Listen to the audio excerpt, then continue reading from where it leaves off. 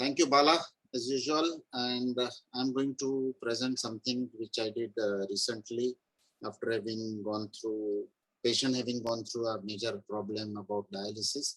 And at the outset, let me thank my dear friend Anil.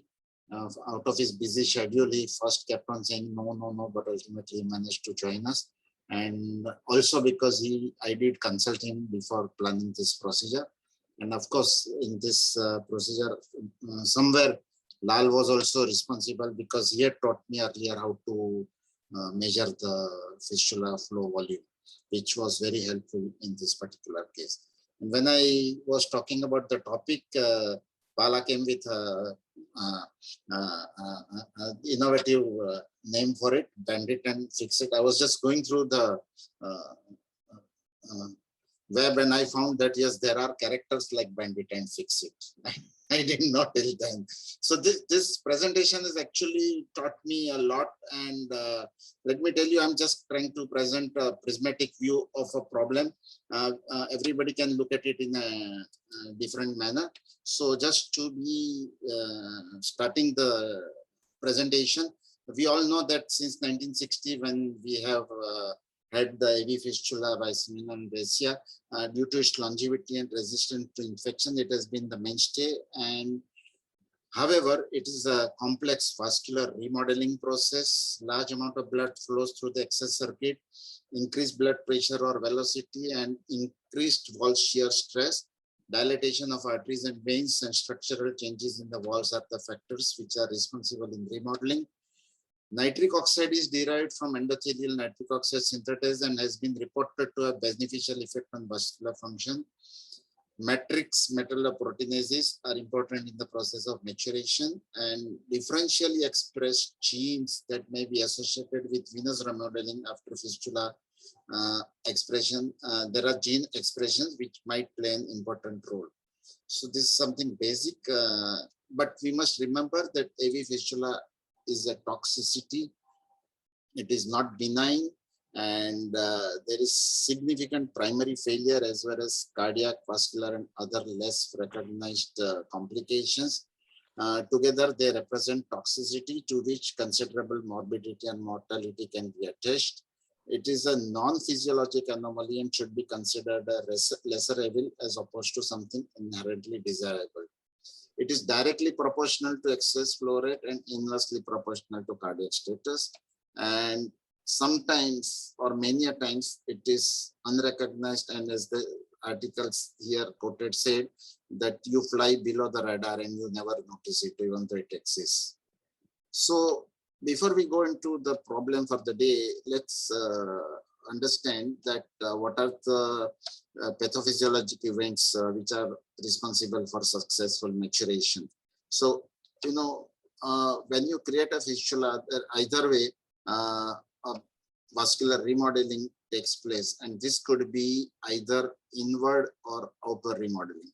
So if there is inward remodeling, that is where your fistula is going to face a problem like this. But however, if there is an outward remodeling of the venous side, then your fistula is going to develop very well. And then there are various factors associated with it, which you don't go into detail. And this is how it would. So if you have a lesion like this, this is an example of inward modeling in a fistula, and this is what would happen in a graft where there is a lot of internal hyperplasia which would have taken place, and that is what is going to be responsible for your fistula non-maturation. However, there are situations, though not as common as fistula not maturation, that you end up with a high flow excess and high output cardiac failure. So this is in secondary AV fistula creation with enlarged artery and vein. Large anastomosis size causes high flow excess immediately after surgery. In the long run, high flow excess is induced by the enlargement of the venous diameter due to repeated punctures or formation of venous aneurysm. Not all of this develop into high flow excess after fistula creation. High flow excess is a condition in which hemodynamics is affected by flow rate that is larger than the blood flow required for hemodialysis. It has been defined as a flow of more than 1.5 to 2 liter per minute, or one where the excess flow is more than 20% of the cardiac output. High flow excess causes venous hypertension, Steele syndrome, heart failure, and arrhythmia due to increased cardiac load and systemic Steele phenomena. Although useful, arbitrary guideline range of the blood flow within the typical dialysis excess is as follows. It's considered low if it is 600, normally 600 to 1500 ml, and high is more than 1500 to 4000 ml. Flow-related problems are patient-specific and are mostly unrecognized because there is very little correlation with symptoms. A low flow excess can cause both dialysis excess Steele syndrome and cardiac overload, depending on the degree of pre-existing systemic vascular disease and cardiac dysfunction. Conversely, a high flow excess may cause neither dialysis-associated Steele syndrome nor cardiac overload symptoms. Now, cardiac overload is very, very common in the AV fistula setting, and even in non-dialysis patients. A young non-dialysis patient with a symptomatic AV malformation anywhere in the body, we will definitely try to repair. But in a young dialysis patient with an upper arm AV fistula, we tend to tolerate an excess with a 2 to 4 liter per minute flow without much thought of its deleterious effect. In nearly all instances of excess flow measurement, the results are obtained at rest. Cardiac output can double or even triple with exertion. The shunt could worsen to as much as 10 to 12 liters per minute when climbing a flight of stairs. So we must remember all these issues when we are dealing with high flow excess. And then there is a cardiopulmonary recirculation. So a low urea reduction ratio in an otherwise well-functioning excess is a simple measurement to determine if an excess has pathologically high flow. To understand how to use this tool, one must understand cardiopulmonary recirculation, which was first described in 1992 by Sandys and al. During dialysis treatment, fistula flow returns a high percentage of clean blood to the right heart and pulmonary circulation. With the next stroke volume, a percentage of the freshly dialyzed blood will immediately be returned to the fistula. Freshly cleaned blood re-entering the fistula will be cleaned again, but this time without significant urea removal. Upper arm fistulas flowing at nearly 2 liters per minute will return blood to the heart such that 30% of the next stroke volume and cardiac output represents freshly cleaned blood. Therefore, a high flow fistula will result in lower dialysis efficiency and a low URR. The pathophysiology of venous hypertension results from the venous stagnation in the excess link due to an imbalance between excess flow and outflow resulting from venous vascular resistance. Treatment of this requires excess flow reduction, venous outflow vascular resistant attenuation, or both. Side-to-side anastomosis or elbow outflow venous tract insufficiency can cause venous hypertension in the forearm, and central venous stenosis or cephalic arch stenosis causes venous hypertension throughout the upper limb. And then, of course, there is this dialysis excess Steele syndrome, which was the main reason for which this procedure, which I'm going to describe today, was first described. So this results from the tissue ischemia due to imbalance between excess flow and arterial vascular resistance. Treatment requires suppression of the shunt blood flow and or reconstruction of the arterial circulation. So reduction in the blood flow is a key procedure for treating venous hypertension and thus associated with high flow excess. So you have various procedures which you can do, and this is something which occurs in almost 90% of the cases. However, significant DAS requiring the intervention is only in about 1 to 8% of cases. And all these surgical options could also include a flow reduction procedure in case of excess Steele syndrome. Now, what are the indications for flow restrictions? So if you have a high flow Steele syndrome, you have a symptomatic central venous stenosis or obstruction, high excess flow with unimpaired cardiac status, moderate flow with impaired cardiac status, transplantation with high or moderate flow AV fistula, high flow or elevated AV fistula outflow pressure associated with aneurysm formation, cannulation site prolonged bleeding, etc., are the reasons where you need to then intervene to reduce the flow. Now, in the past, excess bending seemed never to work, because if you make it too tight, you have thrombosis. If you make it too loose, you have no benefit. So it was very difficult to get it just right. So there have been surgical flow reduction procedures which were used to treat high flow excess, as it is shown here.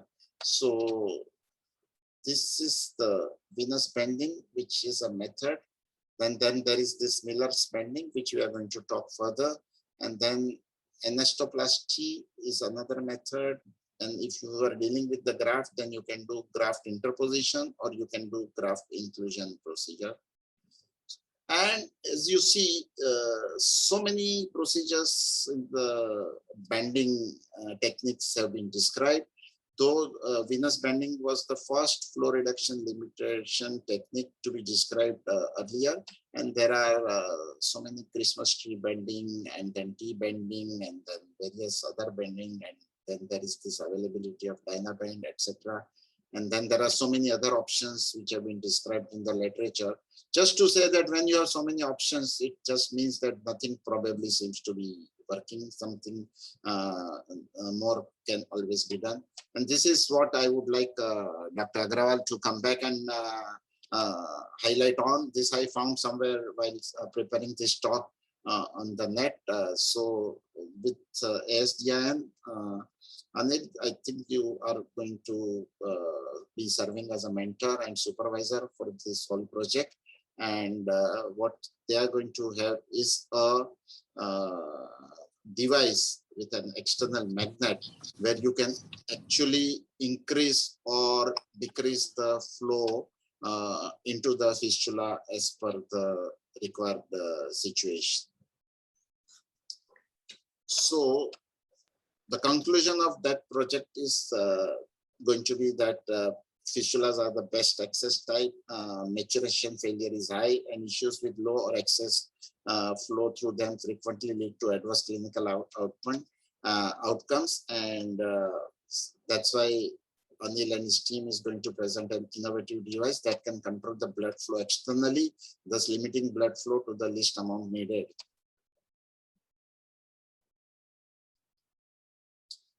And what about this Miller's procedure? So Dr. Greg Miller is the person who started doing this.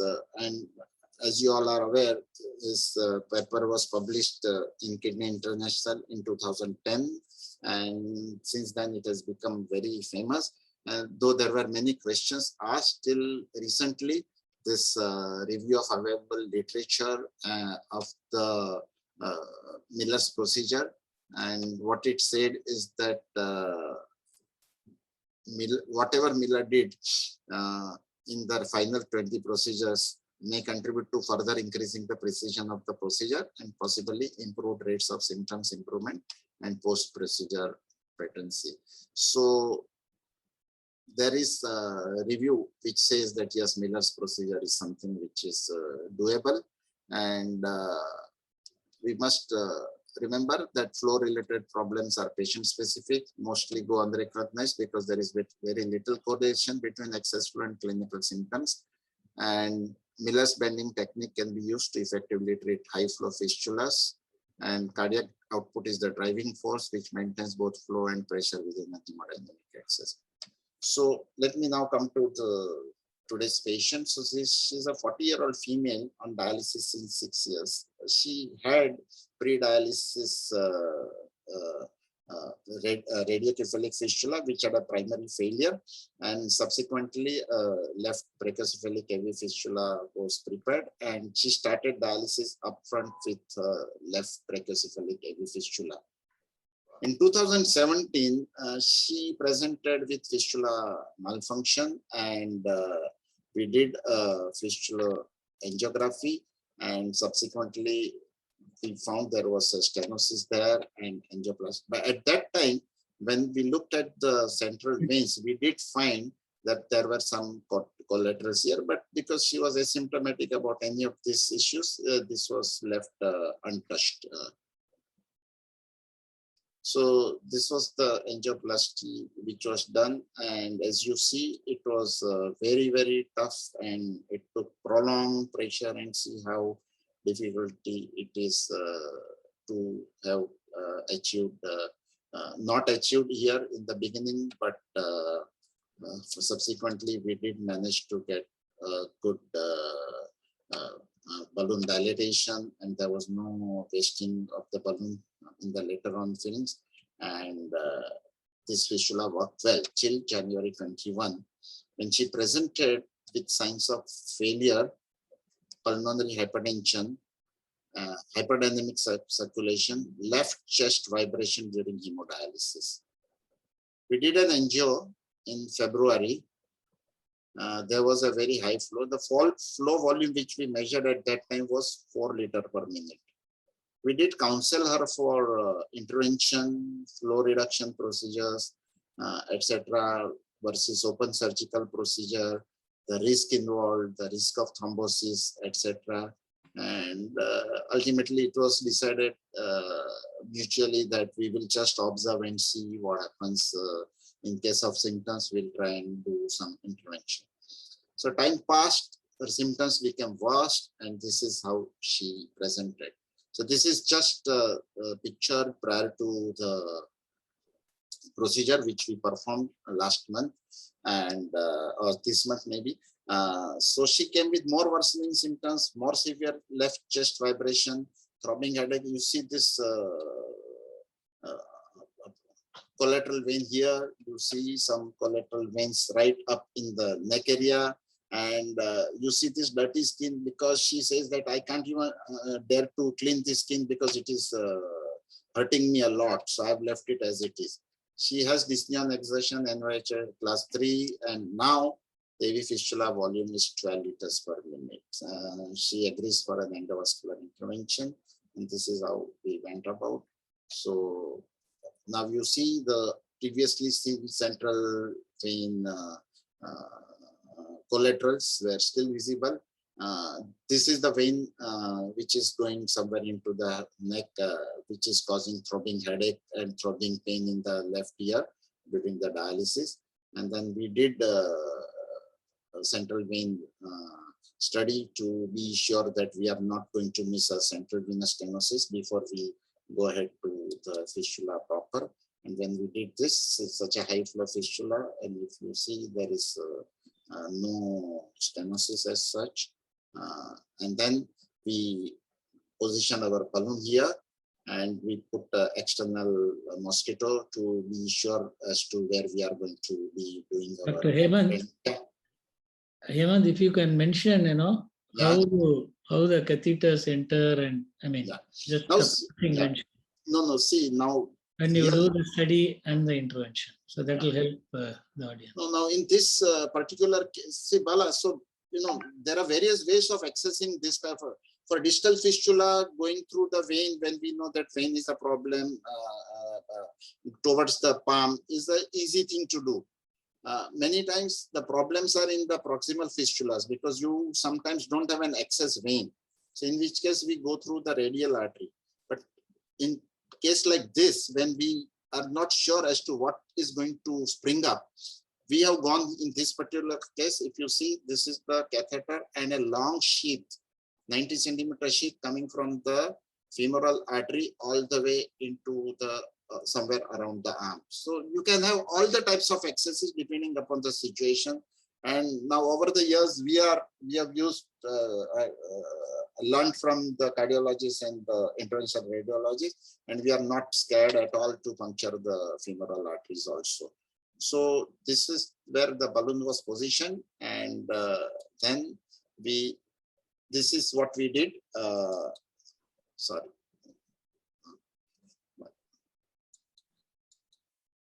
So then we had this balloon inside, and we had taken a suture around the vein, which I'll show you how we did it. And actually keeping this only the suture stretched, we took a shoot to be sure that we are not going to tighten it too much. And at this point of time, and this is modification which has been also described in the literature, and we also did it, was while doing this, we did intra-procedural flow volume measurement. So the first time we did, the flow had reduced from 12 liters to 600 ml. We thought, no, this is too much. So we just released it and then put another one with another flow volume measurement. It was 800. So we were happy. So this is how you can actually be very sure that you are going to do is something which is just going to be adequate. So this is where you position the balloon, and what you do is you make a nick here, you take callus forceps, you go below the vein and with a suture, which is typically a 20 or 30 proline. Come out here. Now bring your callus forceps out, go on the top of the vein, catch that suture and bring it out. So now you have all the suture here, and this is how you would typically do. And as I discussed with Anil and he advised me, so we typically took this 4 millimeter balloon in our case also, and these are the pictures from original article of Greg Miller in Kidney International. So that's how the suture was kept in place. The nicks made here were hardly 2 to 3 millimeter, and then the proline was sutured. There has been another modification which has been described, where you actually, instead of doing any endovascular procedure, expose the vein. And though originally somebody did this, but if you would realize that when we put our tunnel catheters, we do have 12 French catheters. So 12 French is roughly 4 millimeter. So what they do is they take the dilator, which has been kept ready from previously used set of tunnel catheter. So that is put here, and you tie a knot around that. That is exactly 4 millimeter. So you are able to under vision size your narrowing to, and once you have tied this, you withdraw your dilator or whichever device you have used, and then you close the skin. But this requires surgical intervention, and this is not truly an endovascular procedure.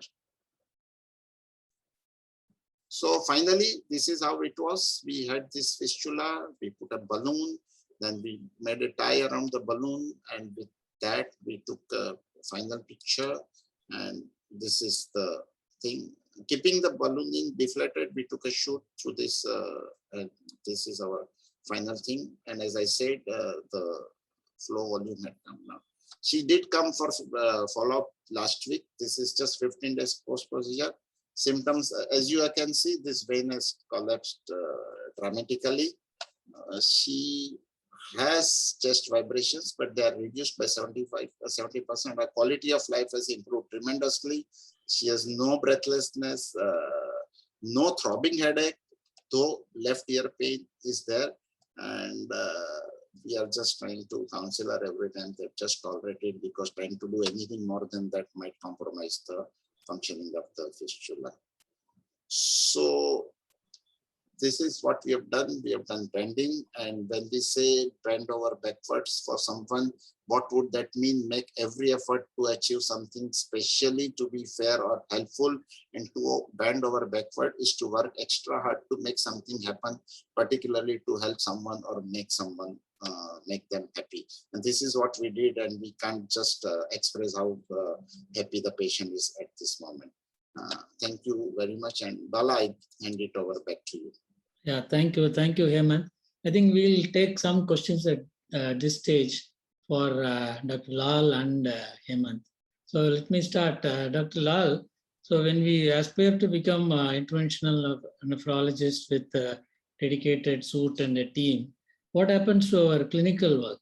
Do these people who have this group practice of interventional interventions, do they continue to have a clinical nephrology practice, or they stop? They do have the clinical practice going on. So there are very few completely interventional nephrology only practices.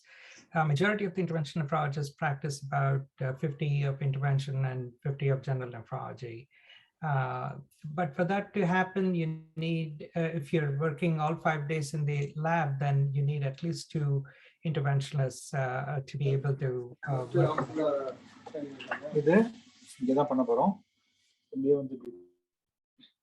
Yeah. So you need at least 2 of them, and the other person could be an interventional nephrology, or you could even team up with another vascular surgeon or interventional radiologist also. So when you expect co-nephrologists to refer patients, don't you think the interventional nephrologist continuing clinical practice with clinical nephrology, won't it be a stumbling factor, a hesitation from the referring nephrologist? Girish, what is happening to you? Sir, thankfully, so far in my practice, I was lucky enough to be part of a nephrology team. So my colleagues would kind of make up the time for me when they were managing the inpatient services and outpatient services. I used to do the interventions.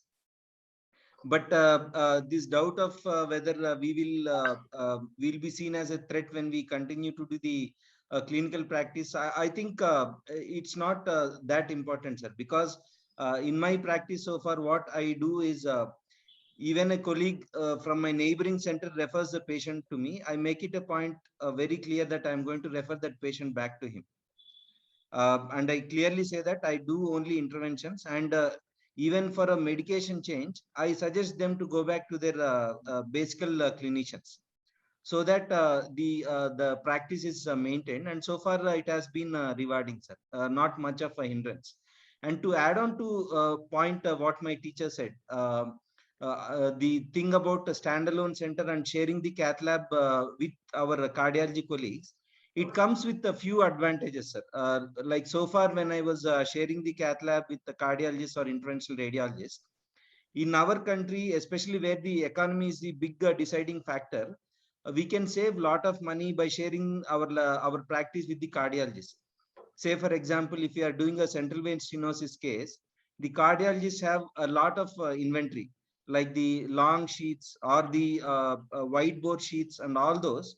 Those, if we had to have a standalone cath lab, standalone center, it is not that viable for us to keep for once in a while case. Whereas for a cardiologist, it is routine to have all those catheters and those dilators, those sheets, everything. So like we will be able to save 40 to 50% of our cost on procedures by sharing our practicing environment with the existing cardiologist or an interventional radiologist.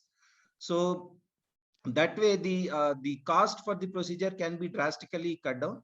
But the flip side of that is that in spite of 5 or 6 years of experience in interventional nephrology, we are always seen as an outsiders, and the majority of my cases I have done after 5 o'clock in the evening. So till 5 o'clock you don't get the cath lab. So it comes with its own advantages and disadvantages.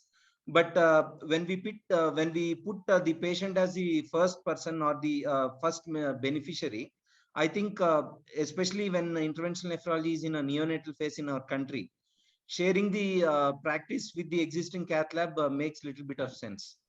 Thank you, Girish. And there is any question from the audience, feel free to open your mic. Question to Lal, then we'll move on to Hemant. Okay. Then coming to the, yes? I was in New Jersey and I happened to see one of an interventionalist radiologist perform his procedures. And like Lal said, there's nothing like happy staff. And what he had done, he had a pantry in his suite. And the staff were the happiest because food was provided to the patient as well. Transportation was provided to the patient as well, as even the patient was happy as well as the staff were happy. And another thing that maybe not be important to India, but at least here in the United States, is you want somebody who will make sure your coding is right, so that you don't miss out on your billing. That's all I had to add. Yeah, and if I'm permitted, I would like to add on one more point, sir. I think Dr. Adrian sir said a very beautiful point. The center where I was trained in Albany, we also had a similar kind of pantry and every day that used to be stuffed with lot of eateries. So that made the staff quite happy, and the turnaround was very, very high. Like we had 4 cath labs, and each cath lab used to do 8 to 10 cases per day, which is a huge volume, and the entire staff were very happy. And also one more thing to be considered is kind of having a smart board and a coding system for the interventional suite, wherein there is a definite color code given for each moment of the procedure. Say, for example, the patient just arrives to the vascular access center and patient is being worked up. They are giving a brown code. When the patient is ready for the procedure, the patient is coded as green. When the procedure is going on, it is yellow. So that kind of coding system actually helps the staff to be in sync with what is happening in the center. And if we can have that, I think a lot of our shouting and other things can be avoided. Kind of adds to the luxury of the procedures. Thank you. Thank you. Then we'll go on to Hemant's case. Dr. Venki has something to ask.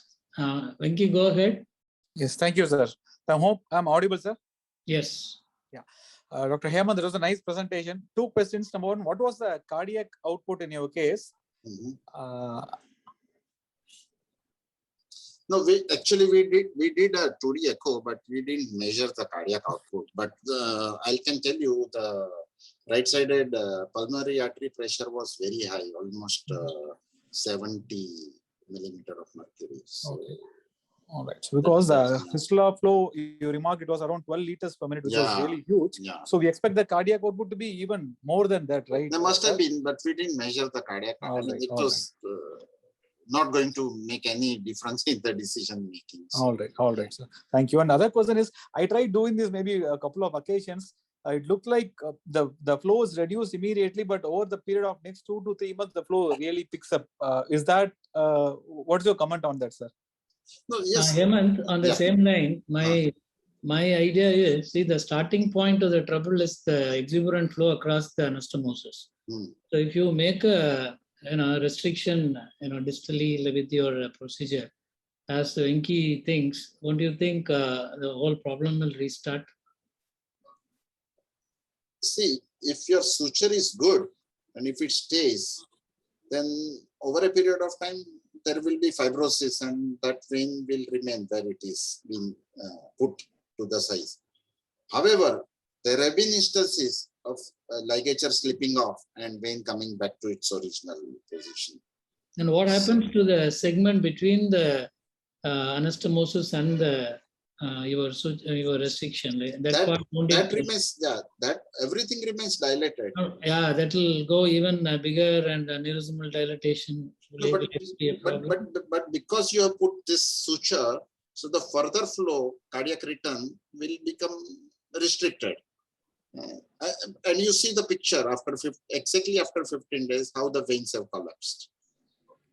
So far, working very well. We are getting a flow of 300 ml per minute during dialysis. There is no excessive venous pressure. Venous pressure is remaining at around 120 or so, and there is no excessive bleeding either. So I think so far so good. Let's see how things go. Sir, if I'm permitted to add, actually we also had similar issues in our unit, and last year we have done 4 surgical reductions. So in our case, I worked with our cardiothoracic surgeon.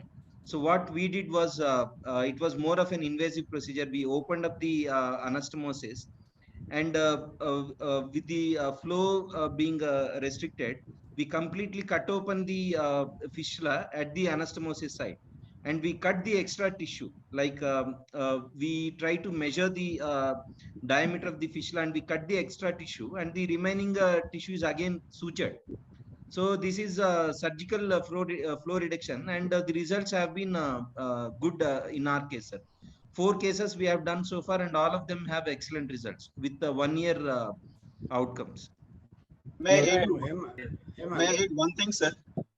The ligature has to be very close to the anastomosis. If it's far away from the anastomosis, then the bending may not be successful. That's the point. Yeah, that's why we measured exactly where would we put I showed you that we had put the mosquito there, And we decided that yes, this is like a good site to put our banding. Yes. Yeah. That has to be very close to the anastomosis. Yeah. Thank you. Hemant, Maybe I can. One can say whether it is really successful because your follow-up is only about a few weeks. Now, the strain on the segment, that the juxta-anastomotic venous segment will be going to be very heavy. And your anastomosis or your anastomotic area between the anastomosis and that your ligature or partial ligature is likely to develop aneurysmal dilatation because of the very high pressure. I think that is something to be looked into. Probably in the long run, as Dr. Girish suggested, a surgical correction and the tapering and cutting off the excess venous wall and resuturing, but that is a more invasive procedure, definitely. Sir, but this Miller procedure has been there for. Can I add something? Yes, I do. Can I add something? Yeah, so, we've had similar cases. So to address the first issue that Venki raised, so we have seen this happen many times. We have performed the banding, and after some time, the flow just increases. So there are a couple of reasons that we have seen this happens. The first one is patient's blood pressure is uncontrolled and patient's volume is very high. So you have high blood pressure, you have increased volume. It is going to go through that ligature and it is going to stretch it out. The second thing that has been discussed in the literature, and many of you may have seen it, is that the ligature gets incorporated within the wall of the vein, and after some time, the vein distends bigger, and the ligature is inside the vein. So the ligature has got slipped through the walls of the vein, and it is sitting in there. That's the other thing. I agree with what Dr. Jairaj and the others are saying. When you, when you put the ligature further away from the anastomosis, that part from the anastomosis through where the ligature is, that's going to become aneurysmal, and that's going to become big. So the flow has decreased in the rest of the fistula, but near the elbow, you will see a big aneurysm developing a little later on. The other thing also is, in this case, the artery also becomes big, and Hemant referred to it. And so when these arteries become big, the surgeons are also not very happy, because now in that distal part of the fistula where the aneurysm has developed close to the anastomosis, to fix it, the vascular surgeon is not going to be happy at all. He's going to struggle with it. But sometimes you have to do what you had to do. And so in this case, I understand why Hemant went above. We had another case where right next to the anastomosis, I was asked to do a banding. But the fistula was so aneurysmal. I was just digging and digging and digging. I couldn't get below the fistula at all. So that's another thing to remember. If you have a good, nice segment that you can see that where you can ligate, then you should ligate. But if it's aneurysmal, you cannot ligate. You'll be just wasting your time. But this Miller's procedure has been there for a long time, and it has been accepted as a procedure. So, what is the, Dr. Anil, what you like to say? So Thank you. Those are all excellent comments, and I would just like to add to Adrian's point. So basically, first of all, when your surgeons are creating the fistula, look at the preventive aspect also. Any large anastomosis will give you great fistula, but then you will be at risk of a high.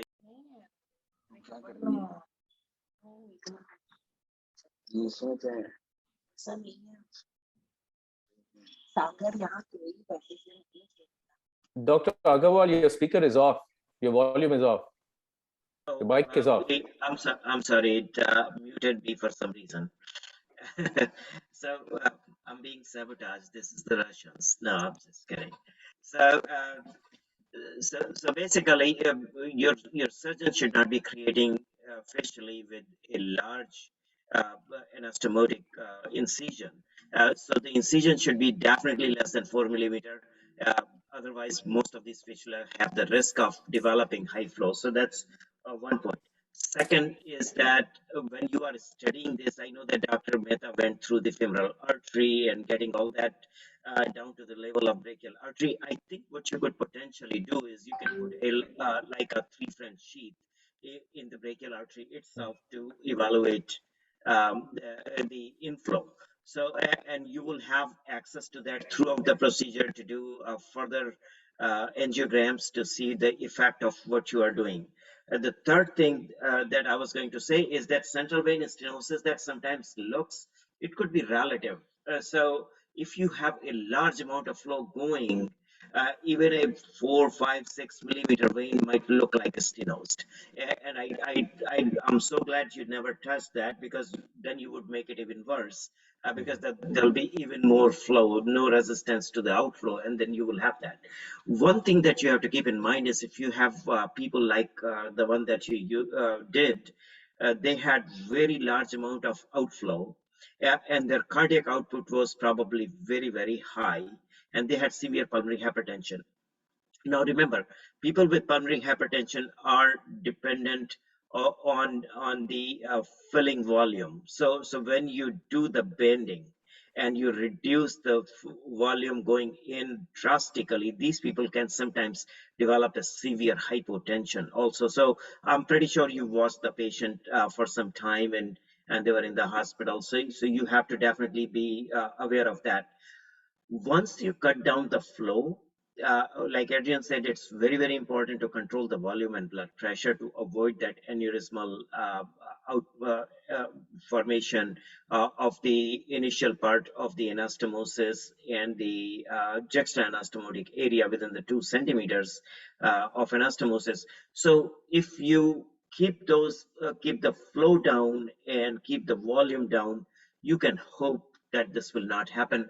Yeah, it is definitely possible. So both pre-op and post-op monitoring is extremely, extremely important. So that's all I wanted to add. Thank you, Anil. And a last comment.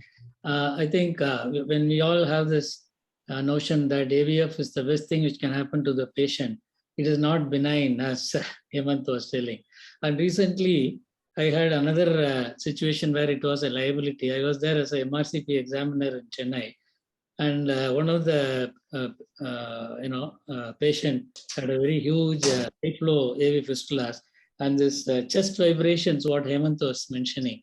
So these people were hearing a lot of extra murmurs in the chest, and they were confusing themselves, the examiners, and it was a big mess there. Okay, I think we'll move on to the next case.